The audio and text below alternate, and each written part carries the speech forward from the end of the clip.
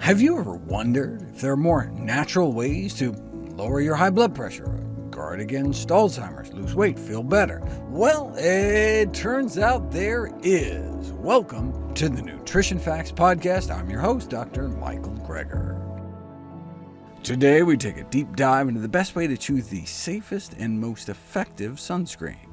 Consider the single most important practice for maintaining youthful skin, the daily application of sunscreen, and taking other protective measures like wearing a hat. All the other things you can do for your skin pale in comparison, especially for those with pale skin. Up to 90% of visible facial aging among people with lighter skin tones is due to exposure to sunlight. Those with darker skin are relatively protected due to their built-in melanin sunscreen, but they're still affected. Sun damage in darker skin tends to be less about wrinkles and more about pigmentation issues, such as uneven skin tones, dark patches, and small dark bumps on the face. Either way, dermatologists now agree that there's nothing more important to slow the signs of aging than to protect your skin from the sun. Factors like sun exposure and smoking can make us look up to 11 years older. Compare that to extensive cosmetic surgery, a facelift and a neck lift, and removing excess skin from both upper and lower eyelids, and a forehead lift, which combined can make us look about 8 years younger. So a healthy lifestyle may work even better. Protecting your skin from the sun should be a lifelong endeavor. This can involve applying sunscreen, wearing sun protective clothing, hats, and sunglasses, and avoiding direct sunlight during the peak hours of 10 a.m. to 4 p.m. and instead seeking shady, covered areas. Sunbathing is frowned upon even with sunscreens like zinc oxide or titanium dioxide that offer broad-spectrum protection against both UVA and UVB rays. We now know that other wavelengths, such as near-infrared, that are not covered by sunscreens also contribute to skin aging. Men and women who use tanning beds appear significantly older than those who don't, and white women who sunbathe appear years older than they actually are, similar to what is seen with smoking. UVA rays are primarily responsible for skin aging, whereas UVB are the rays that cause sunburn, but a broad-spectrum sunscreen covering both is recommended since both types of UV contribute to cancer risk. To prevent skin cancer, the American Academy of Dermatology recommends sunscreen with an SPF of 30 or higher, but an SPF even as low as 15 can help prevent skin aging. How do we know? Because it's been put to the test. Despite the widespread belief that the use of sunscreen would prevent skin aging, all we had was data on hairless mice. That is, until 10 years ago. 900 adults were randomized either to years of daily sunscreen use or to continue with their own discretionary use. It was considered unethical to withhold protection by giving people placebo sunscreen.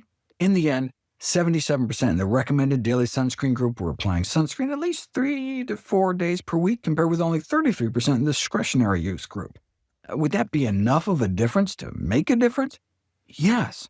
There was significantly less skin aging in the instructed daily use group. In fact, they suffered no detectable increase in skin aging over the 4.5-year study. The researchers concluded regular sunscreen use retards skin aging in healthy middle-aged men and women.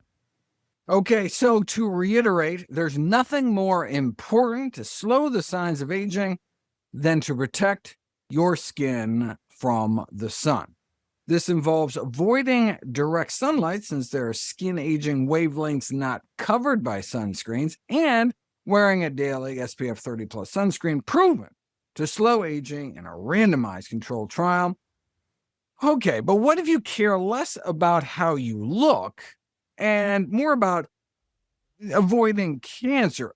Has sunscreen been similarly proven to prevent skin cancer? Let's find out in my next video. Does sunscreen really prevent skin cancer? Let's find out.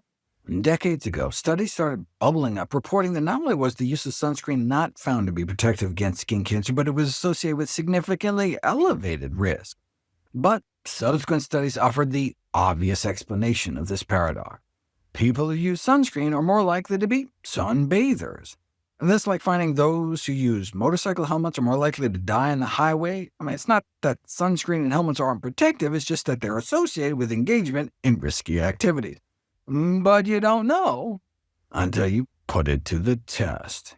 Randomized controlled trials have shown that regular use of sunscreen can arrest visible signs of skin aging, including biopsy-proven reductions in UV-related skin damage.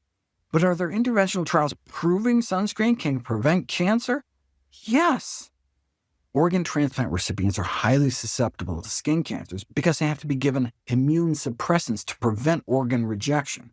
A group of 120 organ recipients were equally informed about sun protection measures, but half were given free broad-spectrum SPF 50+ sunscreen for daily application to their head, neck, forearms, and hands.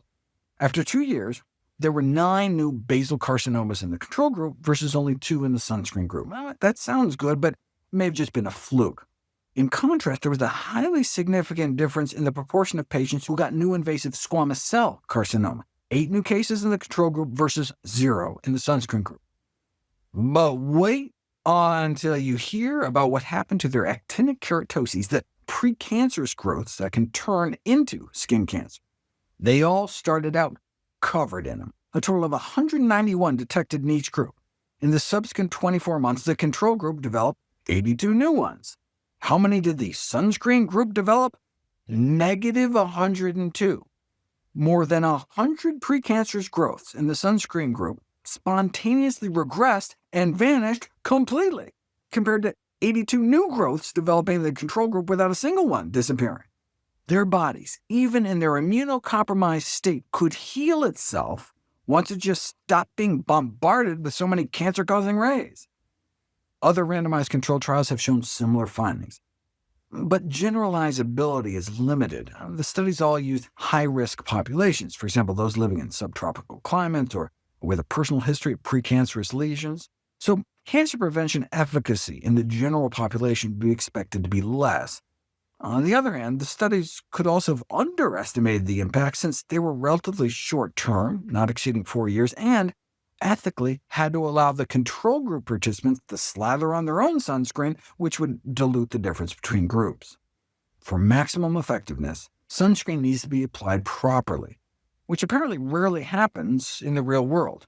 In a study of nearly 5,000 skiers and snowboarders, almost no one, only about 4%, were fully compliant with sunscreen recommendations. First, there's the amount. The FDA standard is 2 mg per square centimeter. What does that mean? Use the teaspoon rule. 1 teaspoon for your face, head, and neck.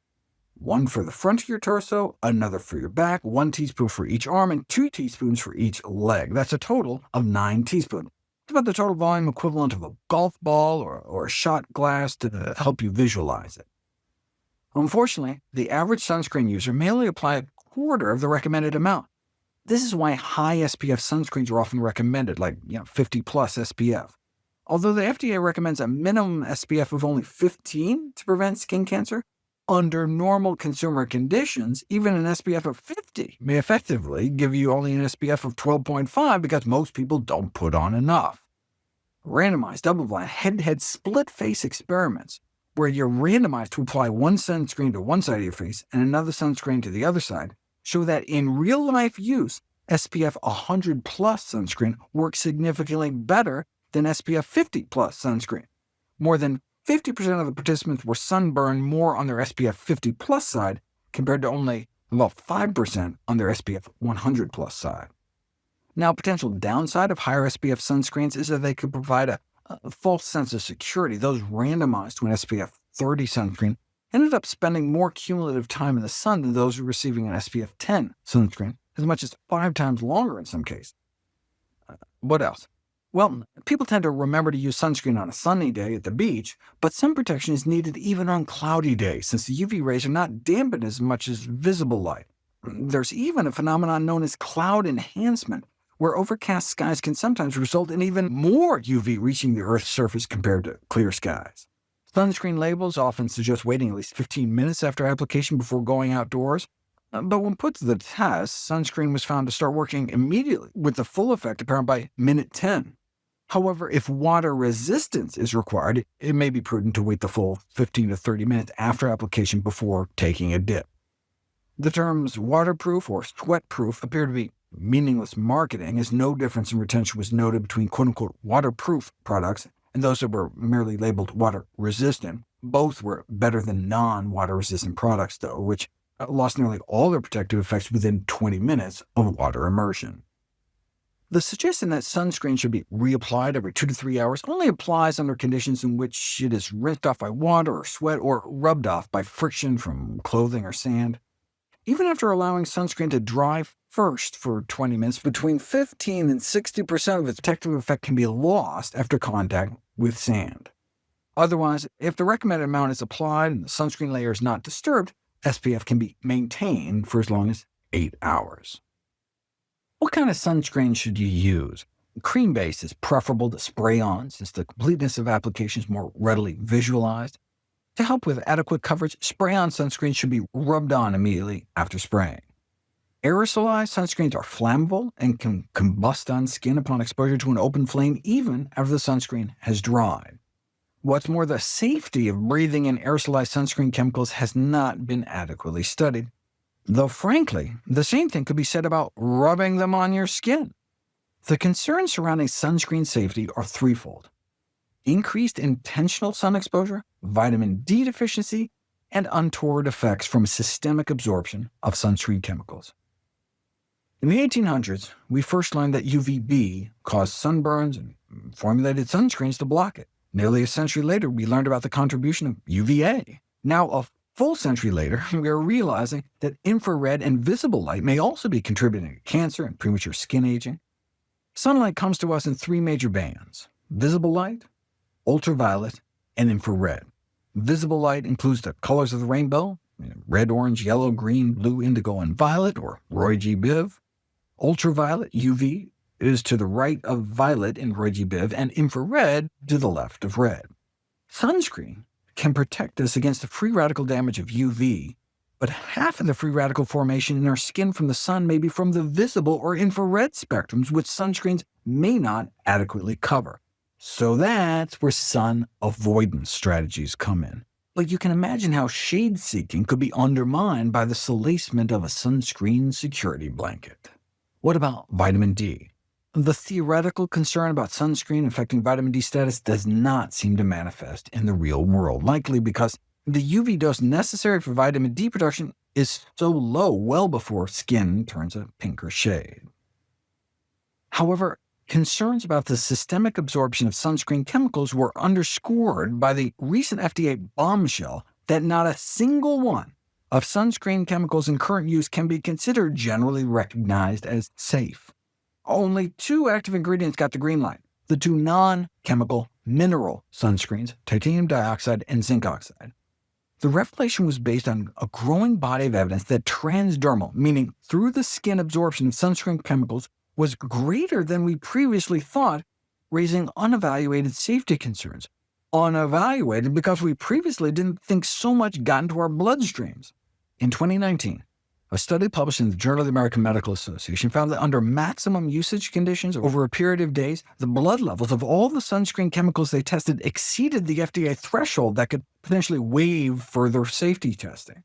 Then in 2020, they found that just a single application of all the chemical sunscreens they tested surpassed the threshold. Now, just because they're absorbed into our system doesn't necessarily mean they're unsafe. It just means they need to be tested for safety, which the FDA determined the multi-billion-dollar sunscreen industry has so far failed to do. The FDA concluded that 2 ingredients can be considered safe: zinc oxide and titanium dioxide, and 2 can be considered unsafe: PABA and trolamine salicylate. And the other 12 ingredients that are currently marketed have yet to be sufficiently safety tested. According to a review of more than 700 sunscreen brands, it appears PABA and trolamine are no longer being marketed in sunscreens sold in the United States, but they still may be available in other countries. Until the data are in on the rest of the chemical sunscreens, I would recommend sticking to the 2 mineral sunscreens. Historically, they've tended to be thicker and whiter, which can lead to even more severe underdosing, but newer micronized formulations with smaller mineral particle sizes tend to be less noticeable. This is particularly an issue for those with darker skin.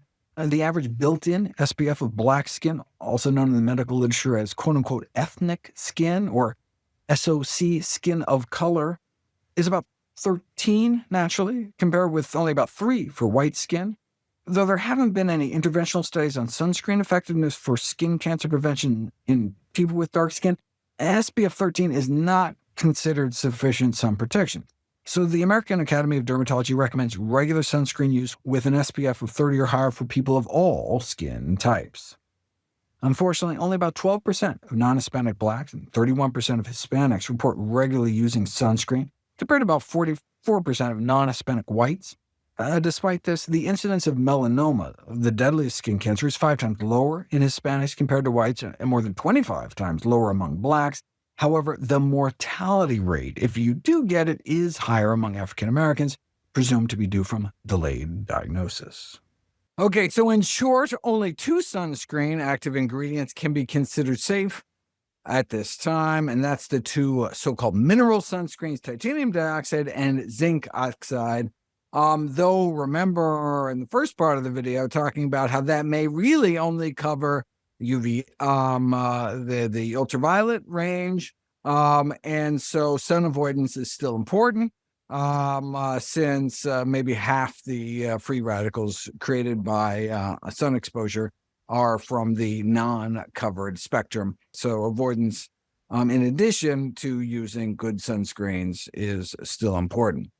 Absolutely outrageous that safety testing wasn't done by industry, but now they're going to be forced to, and it's about time. All right, Q&A time. Happy to talk about anything that came up today or any related topics of skin aging in general. Got a whole chapter on it in how not to age, and so we could bring up the pre-release sneak preview and go through anything you'd like. Okay, let's do this. Okay, let me pull up the questions.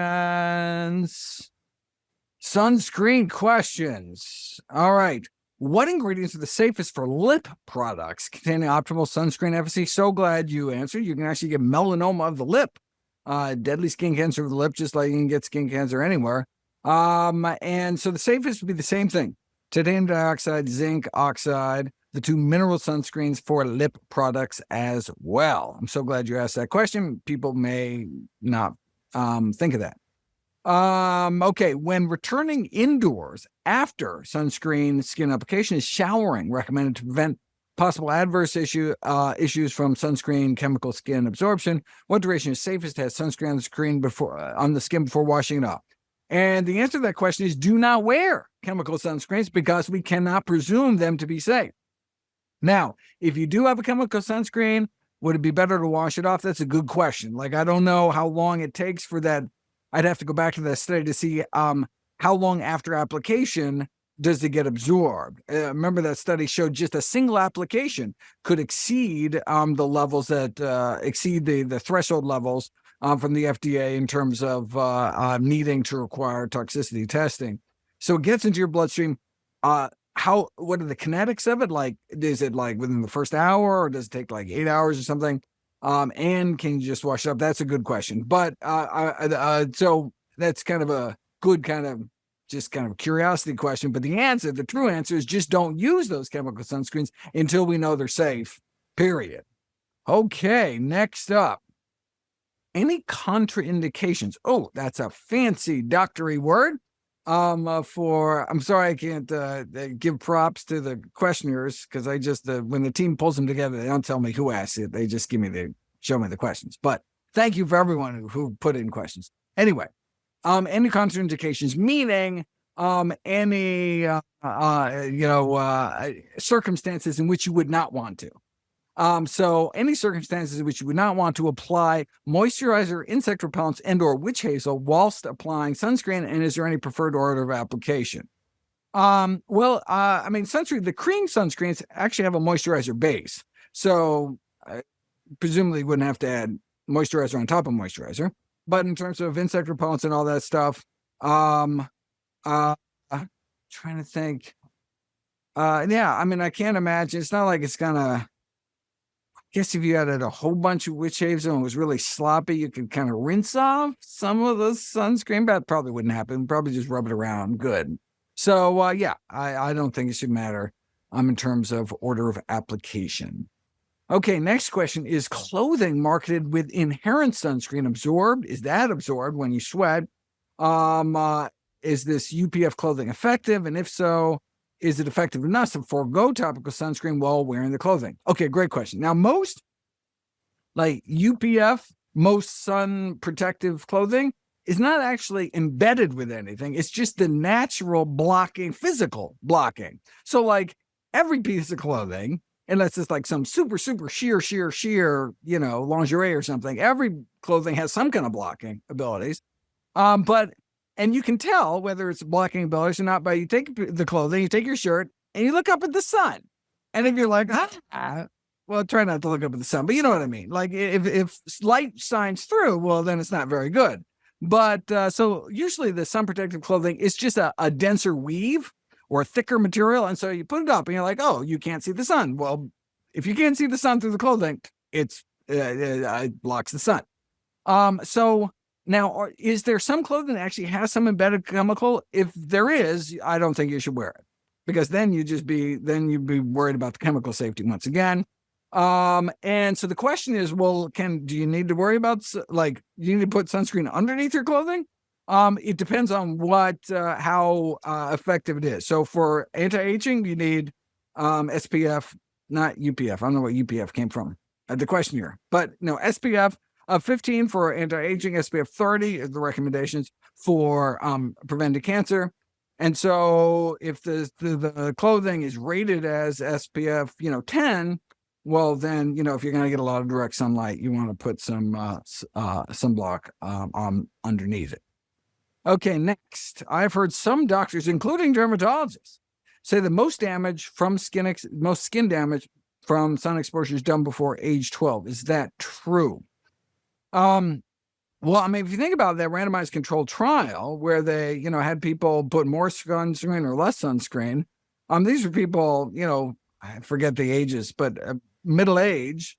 And so late in life, they had this amazing protection that they didn't show any signs of skin aging. After daily application of sunscreen over 4.5 year study, significantly better than the group that only did it a few times a week. And so showing that you can prevent aging at any time. When you're a kid, you have this remarkable capacity to heal.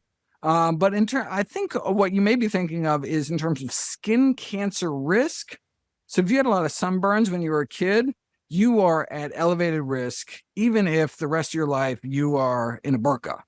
And that is because these so-called epithelial cancers, these cancers that like linings of organs, whether it's breast glands or colon or prostate or skin or liver, it can take decades to grow. So, the breast cancer you get at age, 50 could have been from, some kind of teenage exposure. So it's even more important if you got a lot of sunburns when you were a kid, nothing you do about it now. You can prevent your own kids from getting sunburned in the first place. That's very important. But you just have to be more careful to protect your skin from the sun. And again, there's that really hopeful study showing that your body can actually reverse some of the progression towards cancer just by protecting your skin from the sun, just from the UV rays, not even from the sun completely. Okay. Next question. Are kids' sunscreen products and sunscreen needs any different? Does using brands of sunscreen label for babies mean that they are safer? It's all about the active ingredients, right? We want the mineral sunscreens regardless. I don't know maybe the baby sunscreens are higher SPF, but as long as the SPF is there, and you're using the right ingredients, then that's the most important thing. And again, one could argue it's even more important for kids because of that lifetime skin cancer risk. That would be the only difference. Okay, I take astaxanthin, 4 milligrams a day, which is this carotenoid pigment to help me tan naturally. Any thoughts on this? I have not looked into astaxanthin in terms of safety, but there is another carotenoid called cansaxanthin, which causes something called gold dust retinopathy. You can actually see it in the back of your eyeball. But I have not looked into this. So that is a supplement I would not recommend taking, but have not looked into the safety of astaxanthin. Okay, next question. What is the difference between face sunscreen and body sunscreens. Is this just marketing or is it an actual product difference? I think it's just marketing. Again, what matters is the ingredients and how potent the protection is. The SPF rating. Okay, next, what is the healthy amount of sun exposure before needing sunscreen? How much sun exposure per day or month is safe to avoid any cancer? Ideally, none. I mean, we should be putting sunscreen on in the morning before we go outside and have it on all day. Yeah, I mean, we really should try to avoid direct sun exposure when we can. And as I said, well, wait a second, what about vitamin D? Your body's super good making vitamin D even if you wear sunscreen. Okay, I mentioned that next question. I mentioned near infrared affecting skin. Can I comment on far infrared, as in far infrared saunas? That's a great question.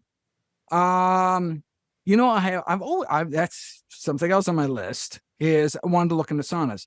I did one video on saunas, but it was like, steam saunas, in terms of detoxification from heavy metals like lead, which is really interesting.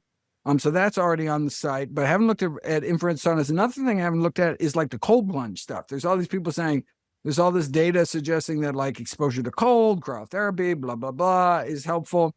Maybe, I don't know. I got to check out the literature. Something else on my list. Okay. So my answer to that question is I don't know. Great question. Next question. Can you develop a greater tolerance for skin exposure without damage to your skin? Well, you can certainly develop a greater tolerance. You can tan, and that's your body trying to protect itself from the rays, and so you're less likely to get sunburned. But you're damaging your skin on route. So that's not the way to do it.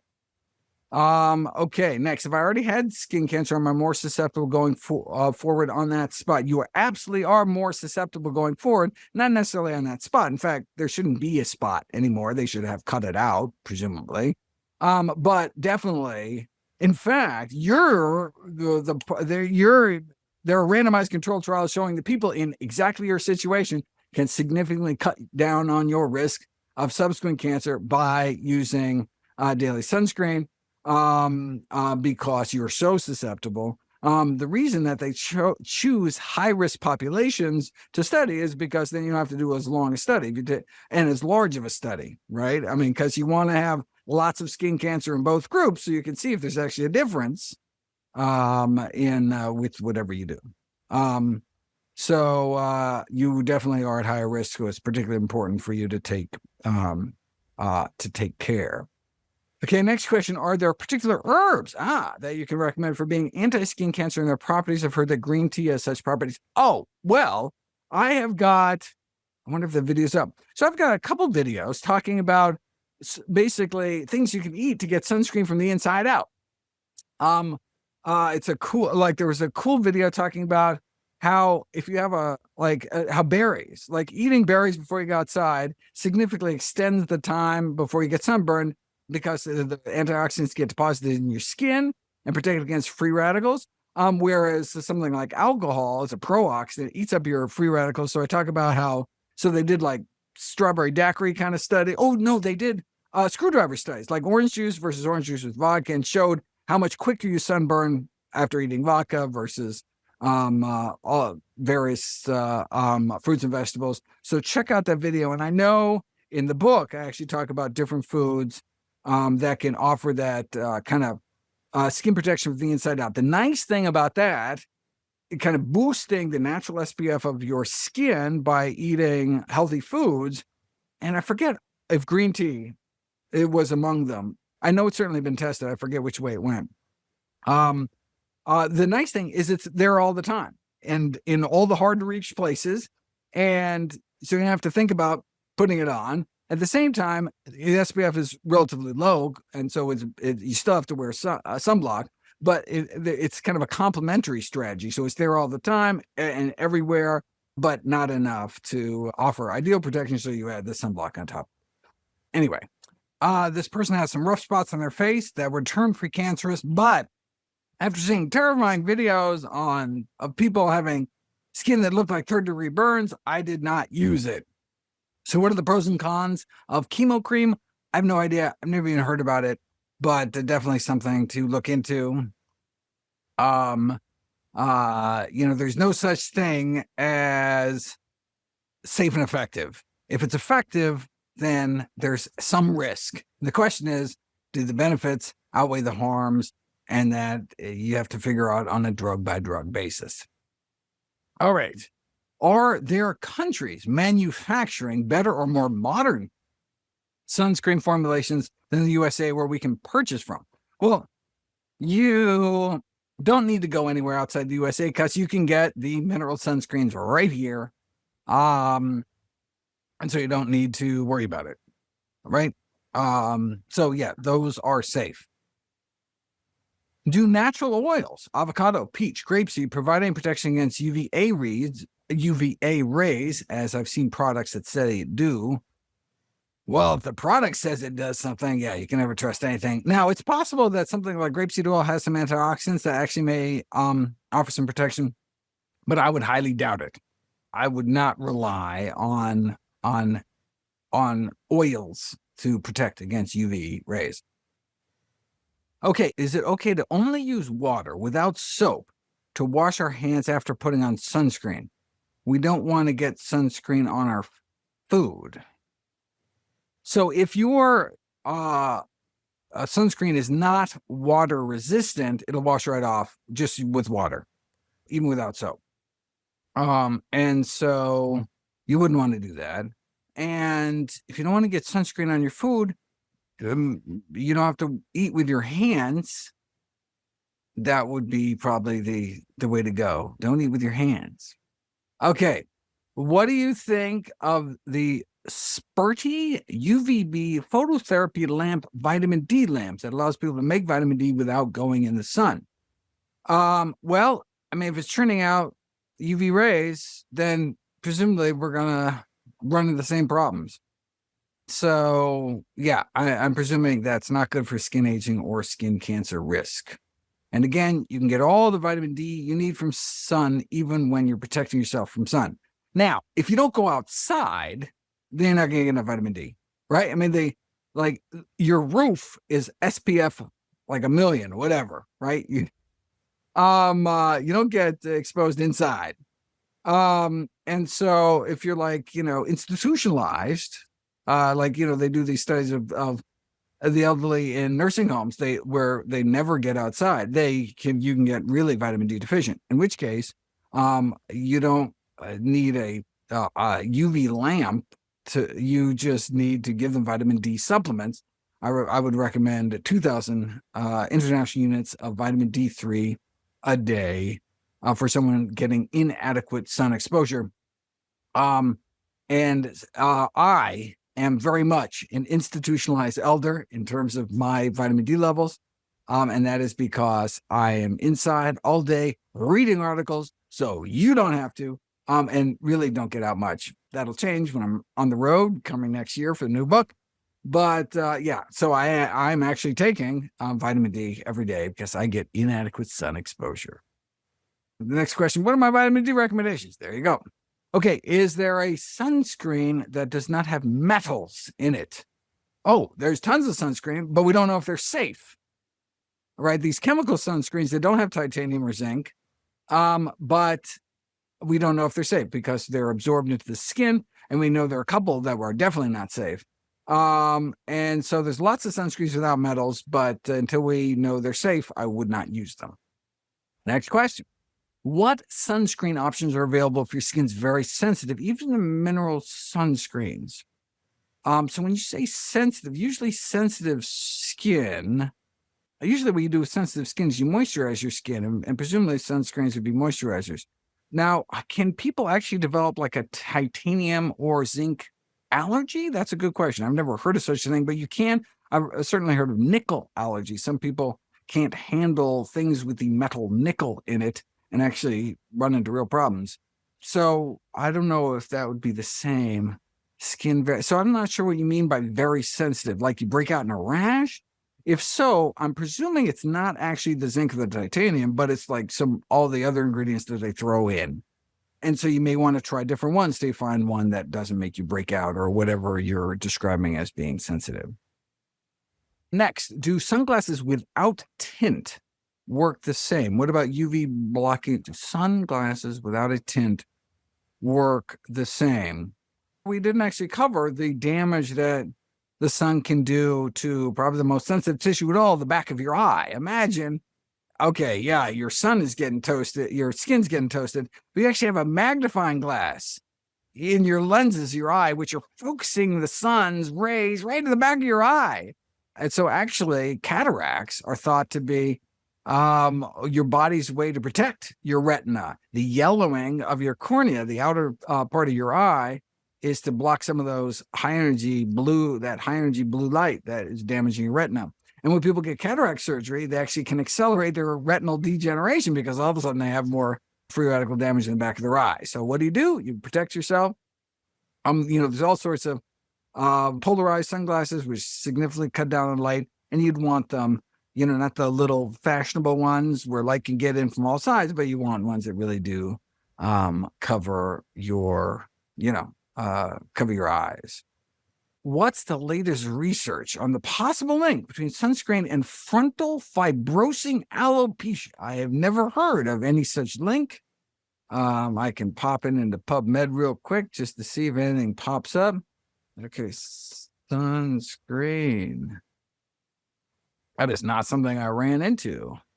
Well, there are 36 articles. Let us look at the latest systematic review and meta-analysis. That's the quickie way. If you just had really a very little amount of time to answer some research question, you look at the latest systematic review meta-analysis. Is that perfect? By no means, but it's, if you have limited time, this is what you can do. We have limited time, so let's do this.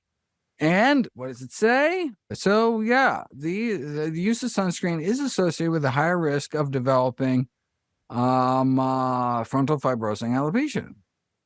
Although the exact mechanism is not clear, they think it's maybe because of oxybenzone, which is one of these chemicals in chemical sunscreens that may be kind of irritating the skin. So this may be limited to chemical sunscreens, although they didn't look at it specifically. But good question. So this was a 2022 systematic review in the Journal of American Academy of Dermatology, suggesting that, and so perhaps that's another reason to stay away from chemical sunscreens. Okay, well, let's go back to our questions here.